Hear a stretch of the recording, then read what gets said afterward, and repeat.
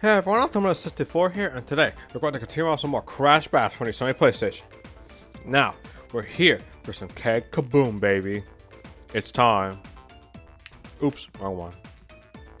There we go. Now, a small little disclaimer. I did do some practice runs on the wrong save file, which is right here. So, unfortunately, the rules won't show up immediately, so... Yeah, just a small little disclaimer. So basically, this is what happens. We're going to be laying gunpowder trails to ignite it with those little flames running opposite of each other. Not totally opposite, but you get the idea. And then you have to run into more powder kegs in order to score points. Obviously, we're trying to get to the highest point here. And you do this by pressing and holding the square button to release the gunpowder and hold it there for a continuous amount of time. There will be shockwaves we could pick up later, and you can use this with the R1 or circle button. Either one works. And X to jump. And the only purpose this serves is just to jump over the shockwave.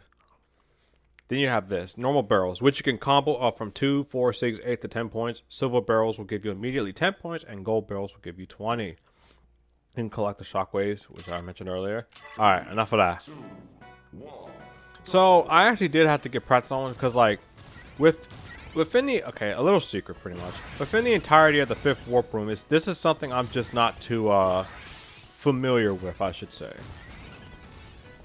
But I do have some strategies here too. So, for one, you know how there's usually like a point where the flame gets weaker and weaker as it goes on? And the way to refill it is by running into more of those little fire flames running on the edges of on the stage. A strategy you can use, instead of running to them, you can run into an enemy's trail, and it also resets the fire. The reason why I would suggest doing this more often is because look at this. Tiny and Dingodile are much faster than you if you're playing Brio or Cortex.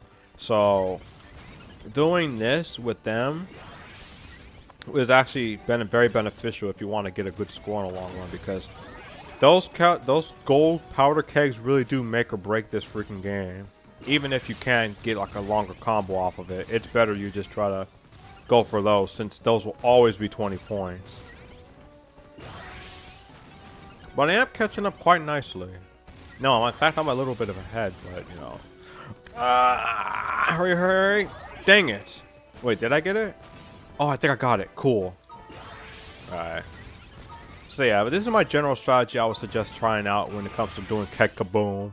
Dang, he almost made that back, too. That's crazy. You might actually want to use this strategy for the Gem Challenge. I won't mention anything about the Crystal Challenge until we get there. That one I want to keep a little surprise. That being said, it's just going to be more of us running trails, running into our enemies' trails. And just ladder rinse repeat until we get all 3 of these. And the cool part is with the shockwaves, it doesn't really help you with the trail, but it does help you, it does help like resetting everything else.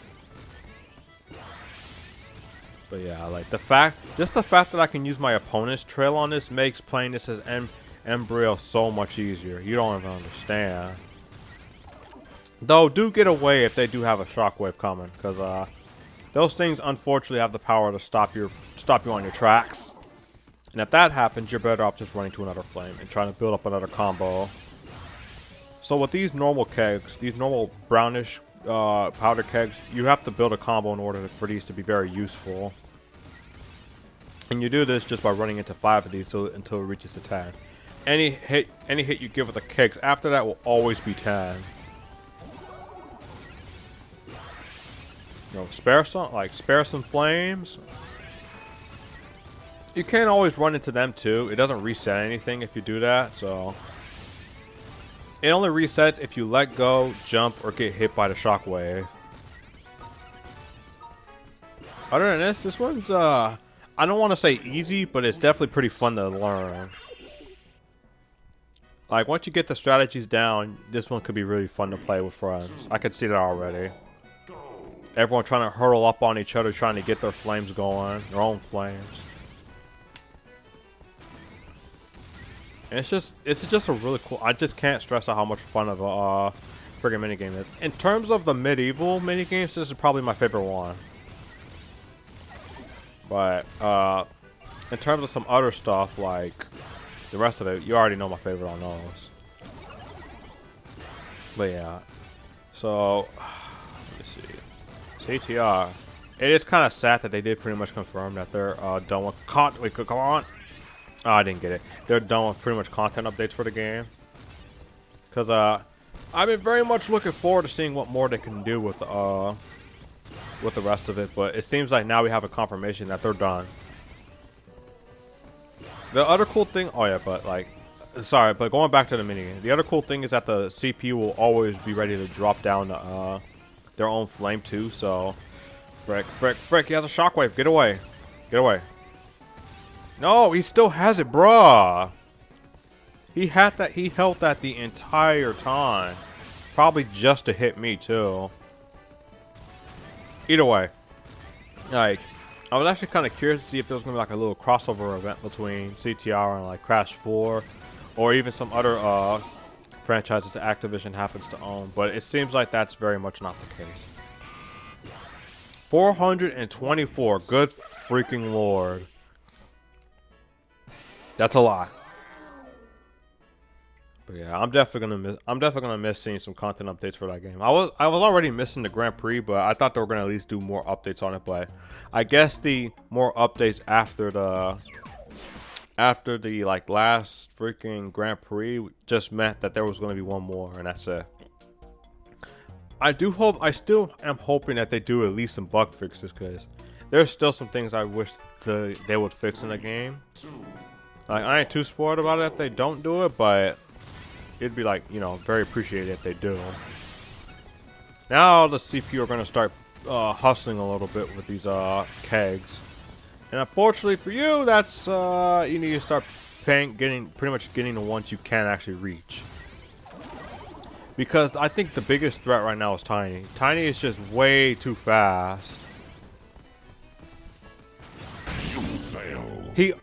Dingo already hit. God, like, this was gonna be really short considering how fast you can get. Like, look at that. Wait, I already ran out?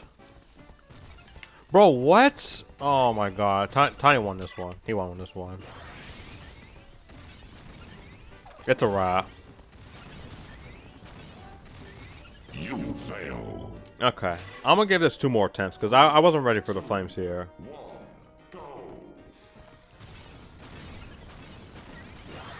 Okay, let's try this again. Alright. Come on, spare some flames over here. Alright. And you do have to pretty much rub yourself all up on these freaking, there was a freaking golden one. It's over. Dingo Dog might win this one again. Come on, just a few more of these. Come on. He needs one more. Help. Okay. Alright, one more time for real. What? Oh my god. Alright, here we go. Okay. And yes, you are in disadvantage again. I know, shocker. You have slightly more points. You only have like 10 more points, which is about the amount of just a normal keg. If you can hit a golden keg like that, you might actually win the game. But unfortunately, there's too many factors that just kind of gets in the way, and you're pretty much done if you don't get those. You fail. All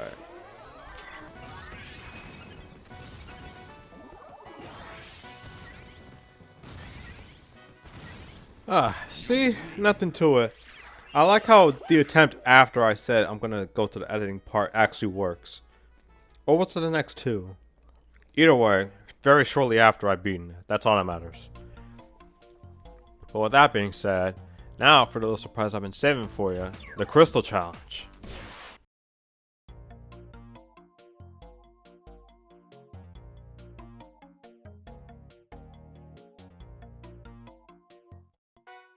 Now you have to win the game without being hit by the roaming bomb, which will come out later. You see that bomb? At some point, the bomb will start falling, start jumping into the track, and pretty much going your general direction. You have to be careful about that. it'll always jump on the opposite side. Either that or maybe it just randomly roams in. I do know it roams in at some point, but all you gotta do is just be very careful when it does jump in.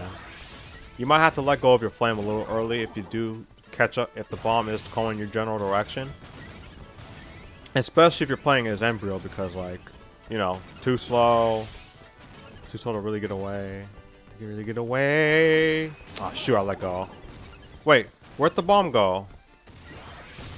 Oh god, I wasn't even seeing where the bomb went. That's kind of scary.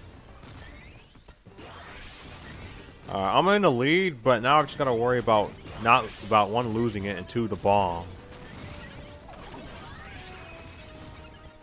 Unfortunately, there's so much crap going on the screen that you can end up losing where you're at.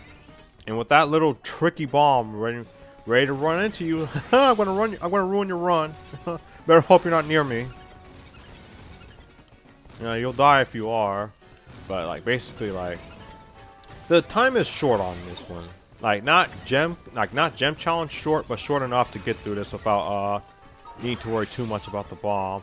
Unfortunately though, that's not gonna save me from having to worry about people like freaking Tiny. But yeah, let's try this again. I don't even know where the bomb is normally stationed. Like it always starts on the back, but I never see it. Generally speaking though, you just want to stay away from the corners when you can.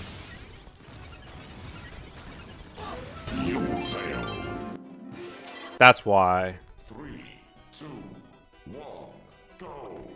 Yeah, I guess it just hides behind Tiny. Is Tiny the one killing me? That very interesting development here. But yeah, when the bomb starts jumping around, you might want to hurry up. I don't know how far it can jump, but I know that after what we just got hit by, it's a pretty decent range, I'd say.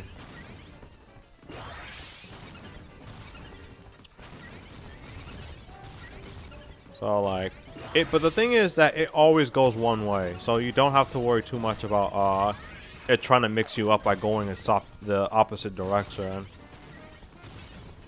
The only thing you really need to worry about is when it jumps. So generally speaking, stay away from the corners when the bomb gets there. Ooh! Oh yes, alright. You'll have to see it, but I gotta be careful. I think the bomb starts walking, like when it starts hitting a certain amount of time, it starts walking across the stage. But again, do you really think I'm gonna try to figure that out with what's going on right now? Heck no. Frick! I need some flame. Come on, flames, please! I don't want to lose my advantage when I just got it. Frick! Frick! He's getting close. He's getting too close. Whew! Alright, that wasn't so bad. But hey, the best part of it now is that now we've unlocked pretty much the last minigame we'll be doing this kind of format with, which is Dante's Dash, which we'll see in a bit. Alright, let's look at this place. Ah, yes, soon it'll be hours to play in the next part. So, this is our 2064 sign out. Thank you guys for watching, and in the next part, we'll be taking care of Dante's Dash, the final minigame where we get to play in the format of Trophy, Gem, and Crystal before it's nothing but relic runs from here. Because, we still need to do the gold relic run here, and then the other relic run throughout all of these warp rooms, which is going to take a while. But hey, that's what we're doing this for, right? So with that being said, make sure to hit that subscribe and bell icon for more notifications on Crash Bandicoot, as well as some Twitter for that beautiful Crash Bandicoot news up to Crash 4. It's about time, the full release. Until then, see ya.